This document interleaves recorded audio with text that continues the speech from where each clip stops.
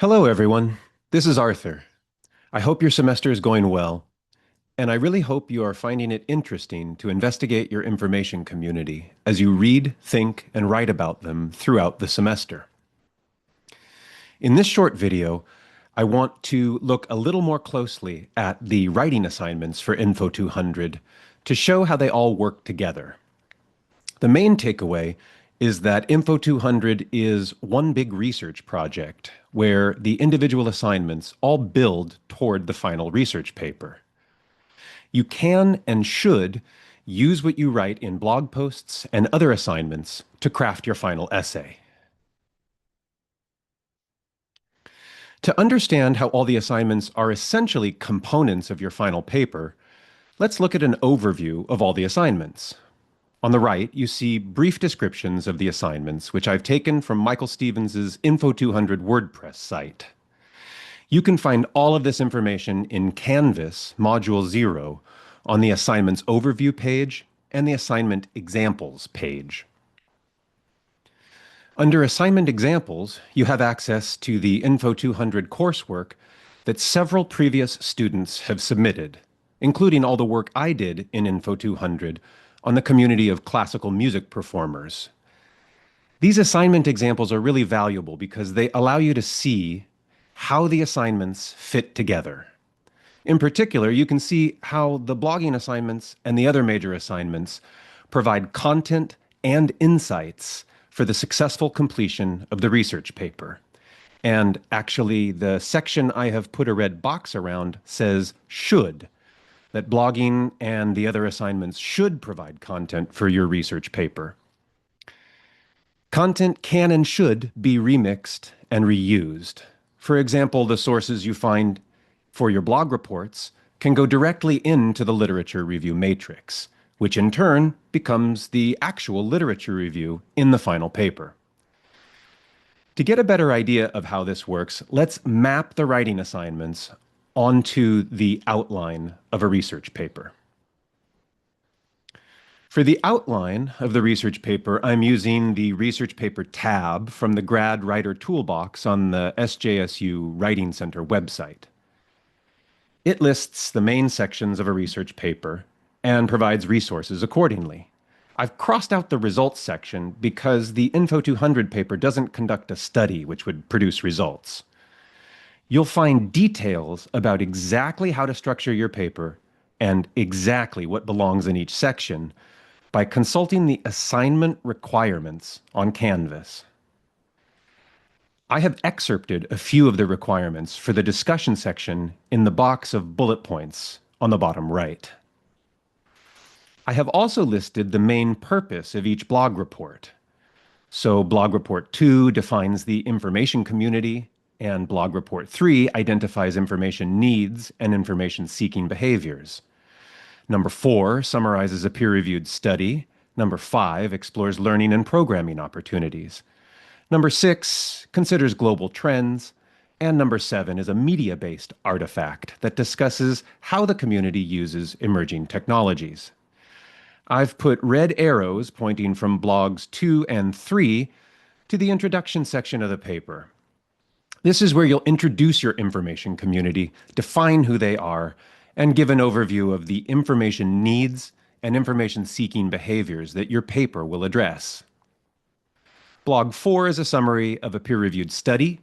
This is one of the studies that should go into your literature review matrix. Blogs 5, 6, and 7 will explore learning and programming opportunities, global trends, and emerging technologies, respectively. These all belong in the discussion section of the paper, and it says so explicitly in the assignment instructions. Additionally, the theory assignment, sources survey, and literature review matrix are all also designed to support your final paper, particularly the literature review section. You'll use your theory assignment to frame your literature review using relevant information behavior theories, and you will use the matrix to help you summarize, synthesize, and evaluate what's already been written about your topic. I'm going to pop out of my presentation here and navigate to the assignment synthesis examples in Canvas to show how this all works in practice. So here are the assignment, here's the assignment overview in Canvas, and here are the assignment examples in Canvas. And I am just going to open up all of my assignments here in separate tabs.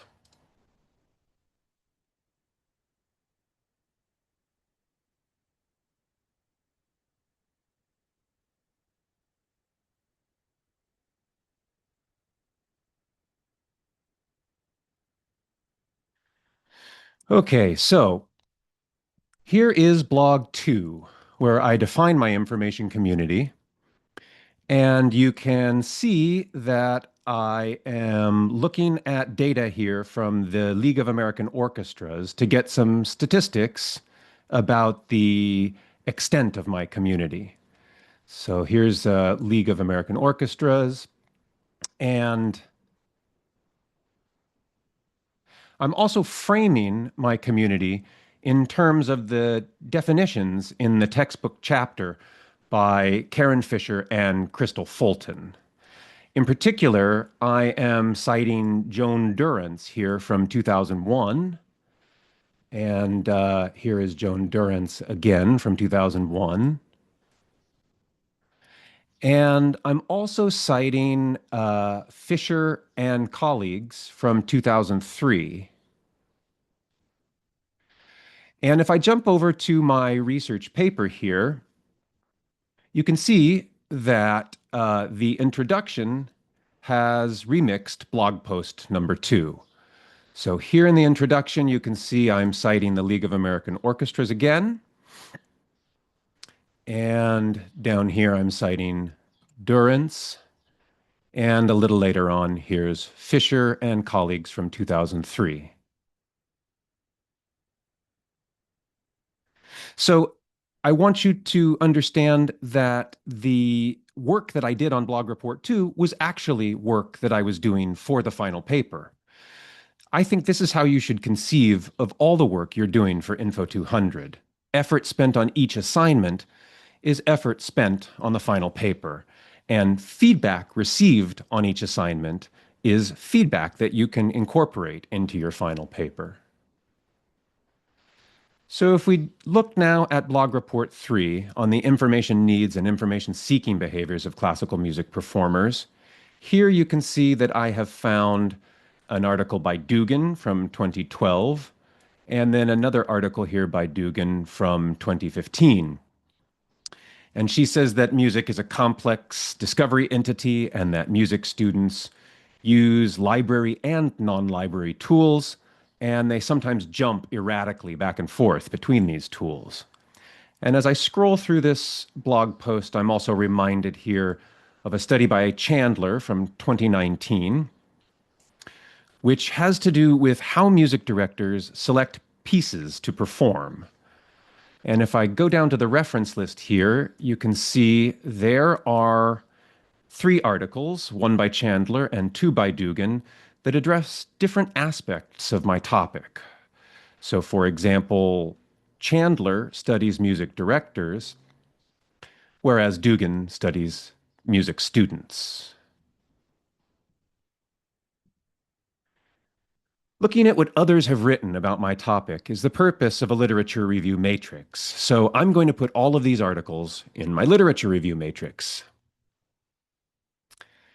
And that's exactly what I did. Here is the article by Chandler. And you can see if I click on that hyperlink, it goes right to the article. And here is the article by Dugan from 2012.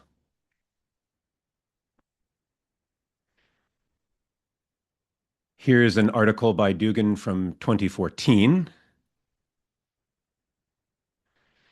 And here's the article by Dugan from 2015.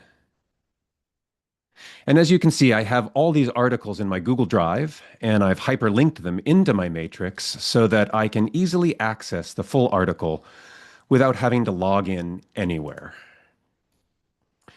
As you find relevant articles, you can put them straight into the matrix.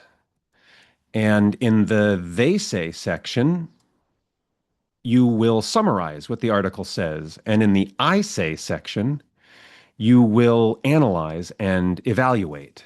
And then by arraying the literature in a table like this, you can start to recognize points of similarity and difference between different articles, which is part of the process of synthesizing the literature you find.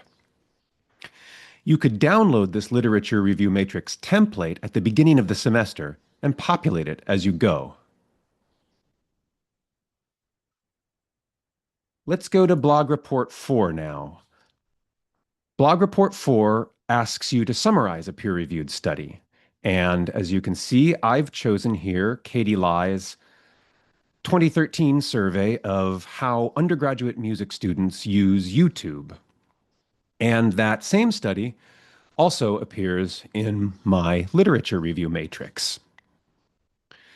Blogs 5, 6, and 7 are about programs and services, the global community, and emerging technologies, respectively. These form the discussion section of your paper.